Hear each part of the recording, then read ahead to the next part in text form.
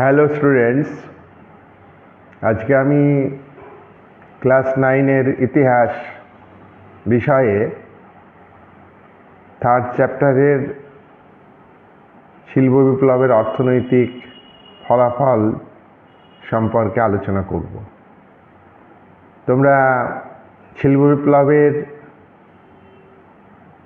রাজনৈতিক ফলাফল, সামাজিক ফলাফল আগে তোমরা দেখেছ, আলোচনা আমি করেছি আগের ভিডিওগুলিতে। শিল্প বিপ্লবের অর্থনৈতিক ফলাফল আলোচনার ক্ষেত্রে আমরা প্রথমেই উল্লেখ করতে পারি যে শিল্প বিপ্লব, ইন্ডাস্ট্রিয়াল রেভলিউশন, এটা বিভিন্ন ক্ষেত্রে ব্যাপকভাবে প্রভাব বিস্তার করেছে। আমরা সামাজিক ক্ষেত্রে প্রভাব বিস্তার করেছে, সামাজিক ক্ষেত্রে তার ফলাফল, রাজনৈতিক ক্ষেত্রে তার ফলাফল জেনেছি। আজকে অর্থনৈতিক ক্ষেত্রে যে একাধিক ফলাফল বা একাধিক প্রভাব শিল্প বিপ্লবের ফলে হয়েছে, সেটা আমরা উল্লেখ করব। আমরা প্রথম পয়েন্টেই শিল্প বিপ্লবের অর্থনৈতিক ফলাফল নিয়ে আলোচনা করব।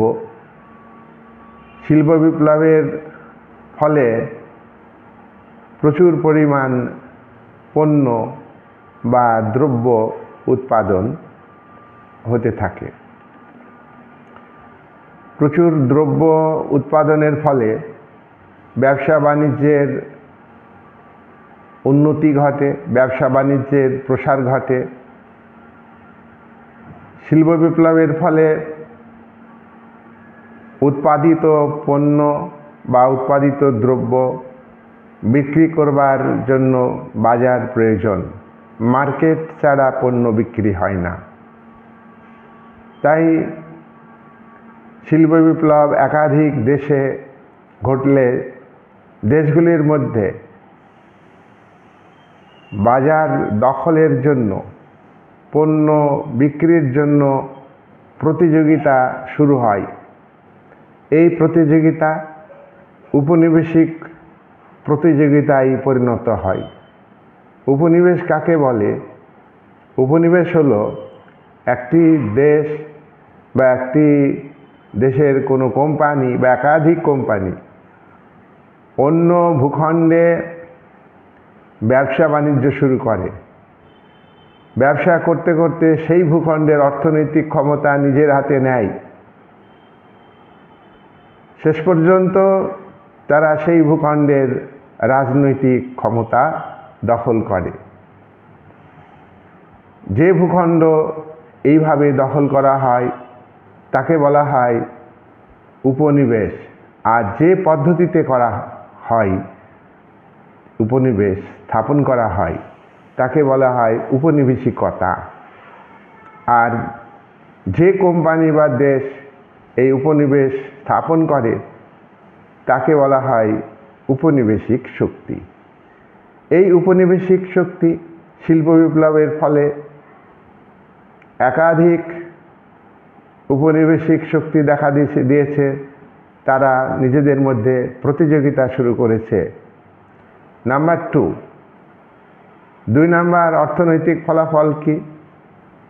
শিল্প বিপ্লবের ফলে ফ্যাক্টরি প্রথা, ফ্যাক্টরি সিস্টেম দেখা দেয়।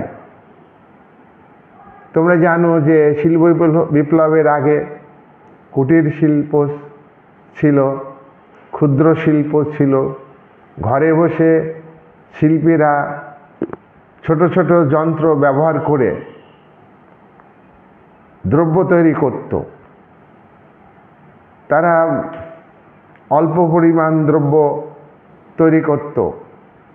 কিন্তু যখন শিল্প বিপ্লব ঘটল তখন বড় বড় কারখানা গড়ে উঠল।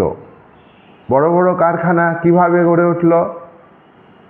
প্রচুর পরিমাণ যন্ত্রপাতি, আধুনিক যন্ত্রপাতি, বৈজ্ঞানিক আবিষ্কার হলো, সেগুলি শিল্পে উৎপাদনে ব্যবহার হলো।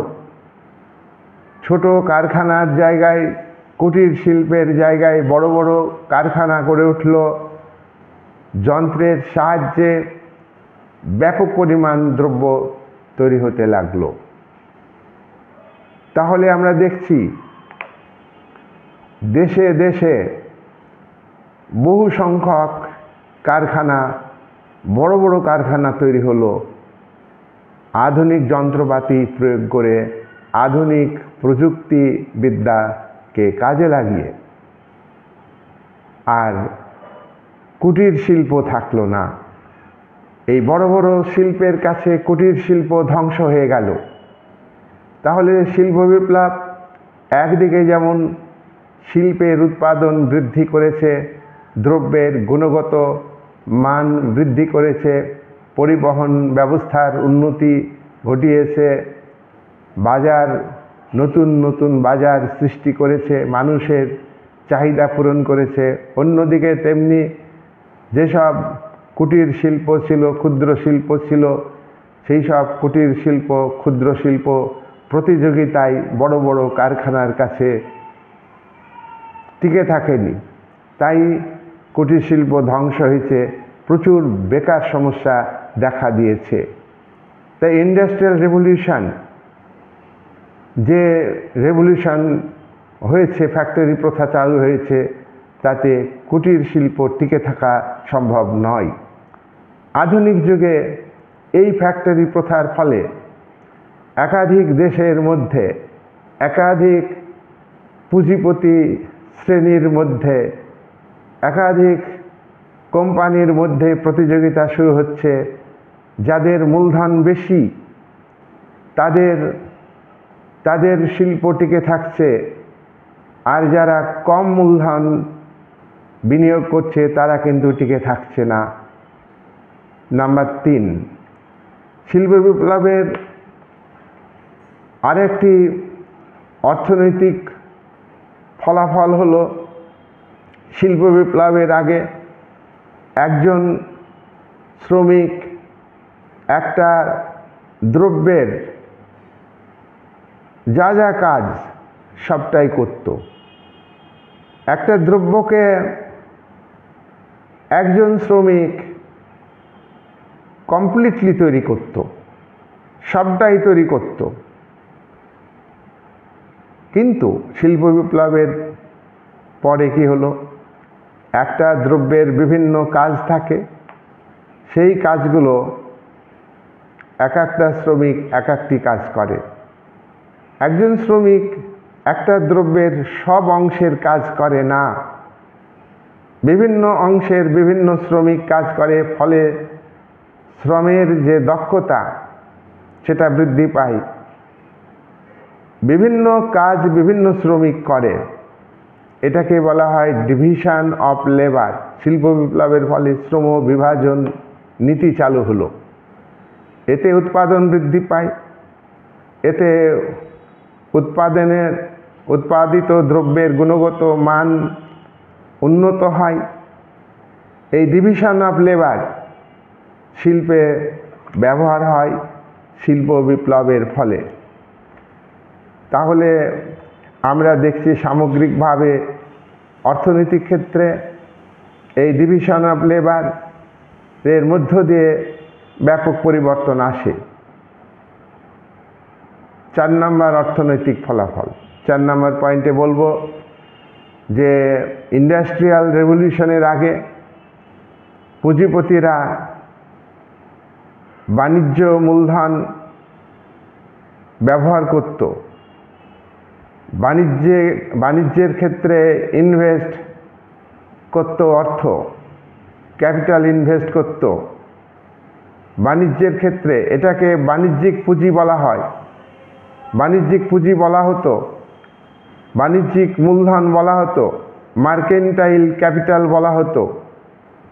ব্যবসা বাণিজ্যের ক্ষেত্রে তারা অর্থ বিনিয়োগ করত শিল্প বিপ্লবের আগে।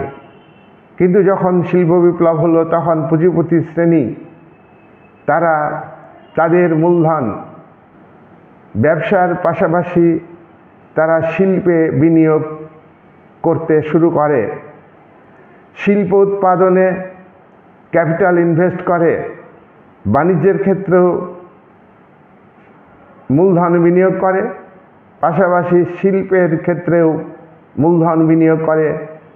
কারণ শিল্পে দ্রব্য তৈরি না হলে বাণিজ্যের উন্নতি হবে না, বাণিজ্যের ক্ষেত্রে দ্রব্য পাওয়া যাবে না। তাই মূল যে উৎপাদন ব্যবস্থা, প্রোডাকশন মেথড, প্রোডাকশন ফোর্স, এই ক্ষেত্রে মূলধন বিনিয়োগ করে পুঁজিপতি শ্রেণী।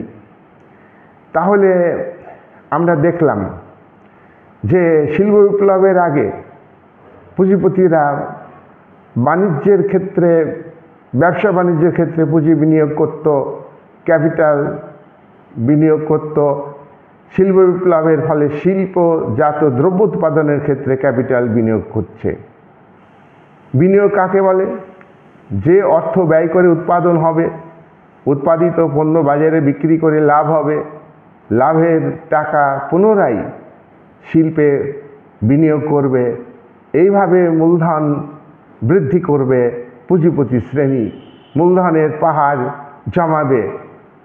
কিন্তু এক্ষেত্রে যাদের মূলধন বেশি তারাই টিকে থাকবে শিল্প উৎপাদনের ক্ষেত্রে, প্রতিযোগিতার ক্ষেত্রে।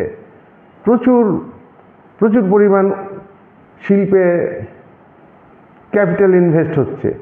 এর ফলে তাহলে আমরা দেখলাম বাণিজ্যিক যে ক্যাপিটাল, মার্কেন্টাইল ক্যাপিটাল, সেটা ইন্ডাস্ট্রিয়াল ক্যাপিটালে পরিণত হচ্ছে।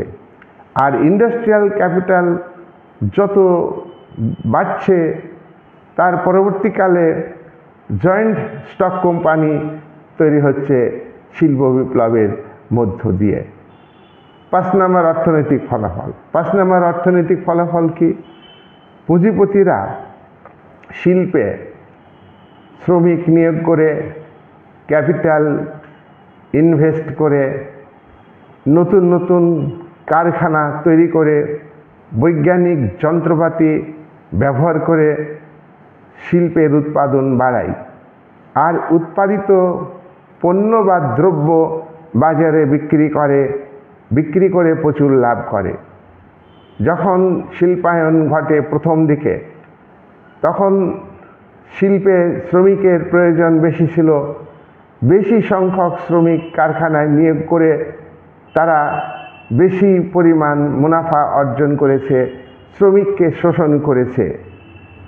আর শ্রমিক শোষিত, বঞ্চিত, শ্রমিকের তৈরি দ্রব্য বিক্রি করে যে অর্থ হয় সেটা মালিক শ্রেণী মুনাফা আকারে ভোগ করে, মুনাফা আকারে লাভ করে এবং এই মুনাফা আবার ক্যাপিটালে পরিণত করে। একজন শ্রমিক নির্দিষ্ট সময় কাজ করে যে দ্রব্য উৎপাদন করে, সেই উৎপাদিত দ্রব্য বাজারে বিক্রি করে যে অর্থ হয়, সেই অর্থের সামান্য অংশ মজুরি হিসাবে পায়, বাকি অংশ মালিক পায়, বাকি অংশ মালিক অ্যাবনর্মাল প্রফিট হিসাবে ভোগ করে এবং এই প্রফিটকে বা মুনাফাকে তারা পুনরায় শিল্পে বিনিয়োগ করে, খাটায়।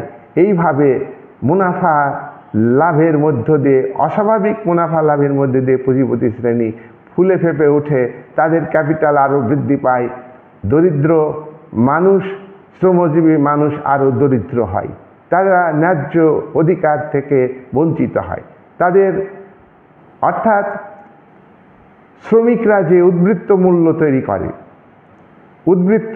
তৈরি করে, নির্দিষ্ট সময় কাজ করে, সেই সময়ের মজুরি তারা পায় না, কম সময়ের মজুরি পায়।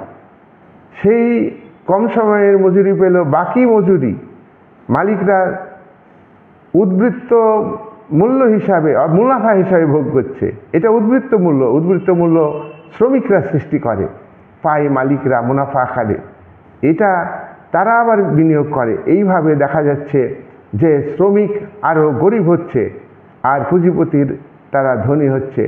সমাজ ব্যবস্থাতে অর্থনৈতিক ক্ষেত্রে দেখা যায় ধনী আরও ধনী হচ্ছে এবং গরিব আরও গরিব হচ্ছে। শিল্প বিপ্লবের ফলে 6 নম্বর পয়েন্টে আমরা বলবো যে অর্থনৈতিক ক্ষেত্রে প্রতিযোগিতা।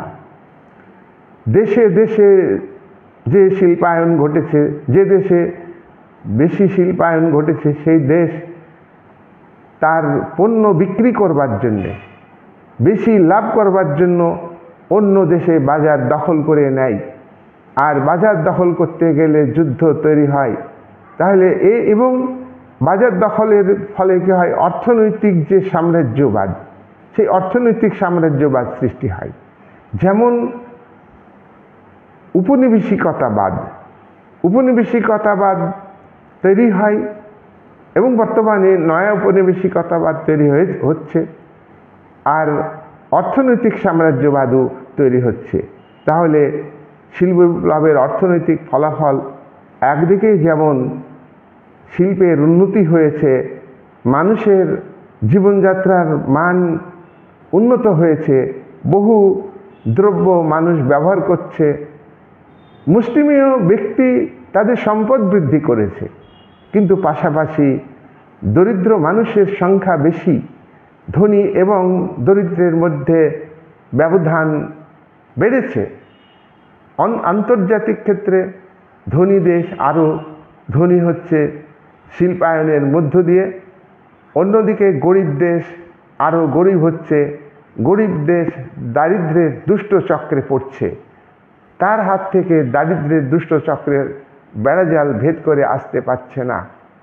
পৃথিবীতে শিল্পায়নের ফলে যে পুঁজি জমা রাখার জন্য IMF তৈরি হচ্ছে, বিশ্ব ব্যাংক তৈরি হচ্ছে, তাদের যে ক্যাপিটাল, সেই ক্যাপিটাল নিতে বাধ্য হচ্ছে দরিদ্র দেশগুলি, শর্ত সাপেক্ষে সেই ঋণ হিসাবে তারা পাচ্ছে। এর মধ্য দিয়ে দেখা যাচ্ছে শিল্পে উন্নত দেশগুলি দরিদ্র দেশগুলিকে, উত্তরের উন্নত দেশগুলি দক্ষিণের দরিদ্র দেশগুলিকে, উন্নত কোর স্টেটসগুলো শিল্পায়নের ফসলটাকে তারা ব্যবহার করছে গরিব দেশগুলোকে শোষণ করার মধ্য দিয়ে। তাহলে শিল্প বিপ্লবের অর্থনৈতিক ফলাফল একদিকে যেমন ভালো, অন্যদিকে খারাপ। আসলে শিল্প বিপ্লব তো ক্যাপিটালিজমের জন্ম দেয়, ক্যাপিটালিজম ধনতন্ত্রের জন্ম দেয়। এখানে ধনতন্ত্র মানে অর্থনৈতিক বৈষম্য। দরিদ্র মানুষের স্বার্থে যতই রাষ্ট্র ব্যবস্থা পরিচালিত হোক না কেন, যতই মুখে বলা হোক না কেন গণতন্ত্র, কিন্তু ধনবৈষম্য থাকবে। শিল্পজাত দ্রব্য নিয়ন্ত্রণে থাকবে ক্যাপিটালিস্টদের হাতে। সবসময় একটা কথা মনে রাখতে হবে যে আজকের দিনে শিল্প বিপ্লবের যে পদ্ধতি, সেটা হলো ক্যাপিটাল ইনভেস্টমেন্ট মেথডে শিল্পের কারখানাতে দ্রব্য তৈরি হচ্ছে। এখানে ইঞ্জিনিয়ার, বড় বড় ইঞ্জিনিয়ার, তাদেরকে ব্যবহার করা হচ্ছে বেশি মায়না দিয়ে। আপাত দৃষ্টিতে মনে হচ্ছে তারা শোষিত হচ্ছে না, কিন্তু তাদেরকেও শোষণ করা হচ্ছে। তাহলে এখানে মনে রাখতে হবে যে রাষ্ট্রীয় কাঠামো যদি ধনী দরিদ্রের ব্যবধানকে স্বীকার করে, উৎপাদনের উপকরণের মালিকানার উপর যদি ব্যক্তি মালিকানা থাকে, সেখানে কিন্তু মূলধন মুষ্টিমেয় ব্যক্তির হাতে কেন্দ্রীভূত হবেই। কিন্তু রাষ্ট্রীয় মালিকানা, রাষ্ট্রের উদ্যোগে যদি শিল্প পরিচালিত হয় এবং সেখানে উৎপাদন বৃদ্ধি করা যায়, তার ফসল সমগ্র জনগণের স্বার্থে রাষ্ট্র ব্যবহার করতে পারবে। এইখানেই একটা পার্থক্য। তাই আমরা শিল্প বিপ্লবের যে অর্থনৈতিক ফলাফল, সেটা আমরা আলোচনা করলাম, এই নেগেটিভ পজিটিভ দুদিকেই আলোচনা করলাম। এই আলোচনা আজকে আমি শেষ করছি। তোমরা ভালো করে ভিডিওটা দেখবে। আমি এখানেই আলোচনা শেষ করছি। এই চ্যাপ্টারে আরও 2-1টা ভিডিও আমি আলোচনা করব। ফ্যাক্টরি প্রথা কাকে বলে আজকের ভিডিওর মধ্যে আছে, তো ঘেটোটা আলোচনা করব, আর 2-1টা টুকিটাকি বিষয় নিয়ে একটা ভিডিও বানাবো। এই বলে আজকের আলোচনা আমি এখানে শেষ করলাম।